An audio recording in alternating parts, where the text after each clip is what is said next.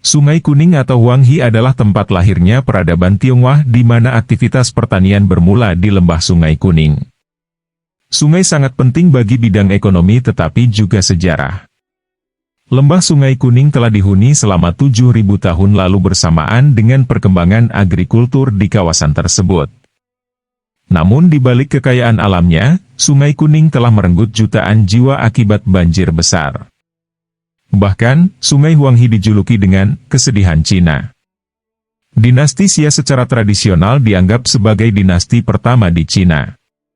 Dinasti ini dibangun oleh Yu yang hebat pada akhir milenium ketiga sebelum Masehi, SM, atau sekira 2070 SM dan bertahan hingga pertengahan milenium berikutnya.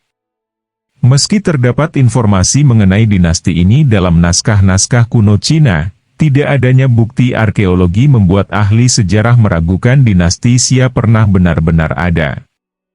Karena itulah dinasti Xia seringkali dipandang sebagai sebuah mitos belaka.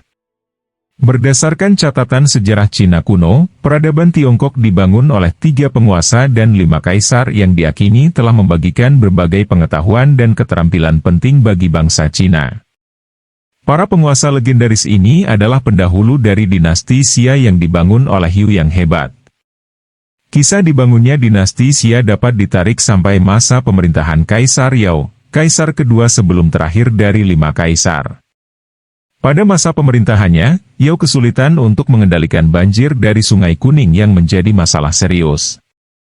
Banjir itu berdampak pada pertanian dan juga membahayakan nyawa rakyatnya. Karena itulah, Yao kemudian menunjuk seorang pria bernama Gan untuk mengatasi masalah ini.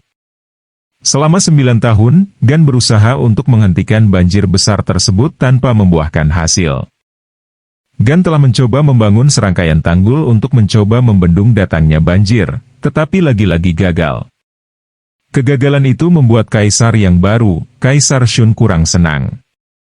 Dikisahkan, karena kegagalan ini, Gan melakukan bunuh diri dan putranya, Yu ditunjuk untuk melanjutkan pekerjaan ayahnya. Yu segera menyadari bahwa dia tidak bisa menyelesaikan masalah ini sendirian dan perlu menggunakan metode yang tidak melawan kekuatan air itu sendiri. Dengan berbekal pengetahuan tersebut, Yu kemudian meminta bantuan dari suku-suku setempat untuk membangun sebuah kanal. Pekerjaan ini membutuhkan waktu selama 13 tahun sampai akhirnya selesai. Kaisar Shun merasa puas dengan hasil kerja Yu dan menjadikannya panglima angkatan bersenjata. Dia dikirim untuk memimpin kampanye militer melawan suku San Miao yang bermusuhan.